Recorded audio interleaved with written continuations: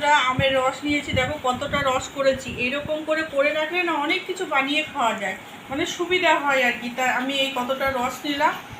দেখো 1 বাটি সুজি নিয়েছি, 1 বাটি ময়দা নিলাম, আর হাফ বাটি নেব, বাটি ময়দা নিলাম। এবার দেখো চিনি নিলাম, সামান্য একটুখানি নুন দিলাম। এবার হাত দিয়ে ভালো করে এটা মেখে নেব। দেখো আবার কিছুটা আমি আমের রস দিচ্ছি। তা দেখো আমার এটা এইরকম হয়েছে। আর এটা 5 মিনিট 7 মিনিট মতো একটু রেখে দেবো, কারণ কি সুজিটা একটুখানি ফুলবে। তারপরে যদি দেখি যে আরও মানে ঘন হয়ে গেছে, তখন একটু আমের রস দেবো।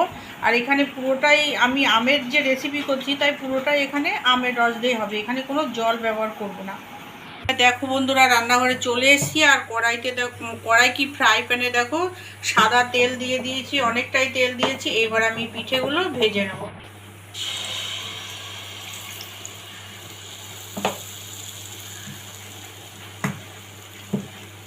এখানে আর একটা দিয়ে দেবো। দেখো পিঠেটা দেখো ফুলে উঠেছে। আর যেটা না ফুলবে এরকম করে একটুখানি তেল ছড়িয়ে দেবো। দেখো গরম তেল দিলে দেখো এই দেখো এই পিঠেটা উঠে যাচ্ছে, দেখেছো কি সুন্দর না ব্যাপারটা। দেখো উঠে গেল। এবার এটা উল্টে দেবো। আর এই পিঠেগুলো তো খেতে দারুণ লাগে, আর খুবই নরম হয় খেতে, মানে বয়স্ক যারা তারাও খেতে পারবে, এত সুন্দর হয়। মানে যত্ন নিয়ে করতে হবে। দেখো বন্ধুরা, এই পিঠেটা হয়ে গেছে। এবার এটা নামিয়ে নিচ্ছি। এটা দেখো বন্ধুরা কি সুন্দর লাগছে। দেখো তোমাদের মানে কি বলবো, আমার তো ভীষণ ভালো লাগছে, আশা করছি তোমাদেরও ভালো লাগছে। এই আমের মালপো পিঠে, তা দেখো আমার পুরোটাই হয়ে গেল বানানো। আর কত সুন্দর হয়েছে, কতগুলো হয়েছে তোমাদের দেখাচ্ছি দাঁড়াও।